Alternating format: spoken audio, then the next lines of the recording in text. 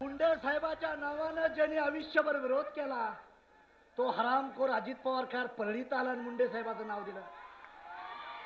बांधवन हे लक्षात ठेवा, हे कुठलं षडयंत्र आहे? अरे मुंड्याचे वारसदार पंकजताई, प्रीतमताई आणि महादेव जानकर होऊ शकतो, हा धान्या होऊ शकत नाही. लक्षात ठेवा.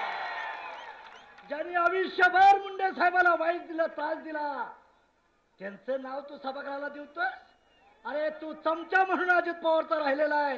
याद राख, पुन्हा जर षडयंत्र करतील तर तुझी अवस्था फार उलटी करून ठेवेल, हे विसरता कामा नये. भगवानगडावर दसरा मेळाव्यात केलेल्या भाषणात पशुसंवर्धन मंत्री महादेव जानकरांची जीभ भलतीच सुटली होती. धनंजय मुंडे आणि अजित पवारांवर त्यांचा विशेष राग असल्याचं स्पष्ट दिसलं. त्याला मुंडेंनीही तातडीनं दिलेलं उत्तर संयमी होतं. जानकरांनी माझ्यावर जी टीका केली त्याचं अचूक उत्तर मी योग्य वेळेला जानकरांना देईल. त्यावेळेस त्यांच्या कुठं कुठं आग निघेल हे त्याच वेळेस जानकरांना तुम्ही विचारा. जानकरांनी याचं भान ठेवलं पाहिजे की तुम्ही आता मंत्री आहात. अगोदर धनगर समाजाशी जी तुम्ही फार मोठी बैमानी केली, अरे ज्या जातीत जन्माला येतात त्या जातीशी तुम्ही इमान राखत नाहीत, तर तुम्ही दुसऱ्यावरती बोलणं आणि शिव्या देणं जानकर बंद करा, नाहीतर याचे परिणाम फार महाग होतील. असं असलं तरी मंगळवारी रात्रीच याचे पडसाद उमटले. पुण्यात हिंगणे खुर्द इथल्या जानकरांच्या कार्यालयावर हल्ल्याचा प्रयत्न झाला.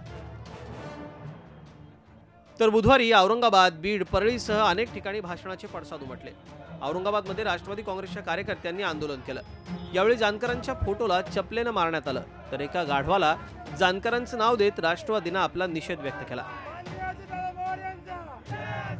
4 दिवसात लाल दिवा काय भेटला, या गाढवाच्या नाकामध्ये वारं शिरलं आणि आज काही वरायला लागलेलं आहे. आम्ही राष्ट्रवादी विद्यार्थी काँग्रेसच्या वतीने तीव्र निषेध करू. परळी, अंबाजोगाई, माजलगाव, केज आणि वडवणीमध्ये जानकरांचा पुतळा जाळण्यात आला. हिंगोलीमध्ये जानकरांच्या निषेधात आंदोलन करण्यात आलं. जानकरांचं मंत्रिपद काढून घ्यावं अशी मागणी माजी खासदार शिवाजी माने यांनी केली आहे. भाजपवाल्यांनी दखल घेतली पाहिजे की आता जो जानकरांमध्ये जो रावण जाऊन बसलेला आहे त्याचा अगोदर त्यांनी दहन केलेलं पाहिजे. त्याचे विचार हे रावणाचे विचार आहेत, रामाचे विचार हे कधीच महादेव जानकरांमध्ये राहिलेले नाहीत. नांदेडमध्ये राष्ट्रवादीच्या कार्यकर्त्यांनी जानकरांविरोधात आंदोलन केलंय. तर मराठवाड्यातल्या या आंदोलनाचे पडसाद पुण्यात उमटलेत. राष्ट्रीय समाज पक्षाच्या कार्यकर्त्यांनी बारामती हॉस्टेलमध्ये शिरून शरद पवारांच्या फोटोवर शाईफेक करण्याचा प्रयत्न केला.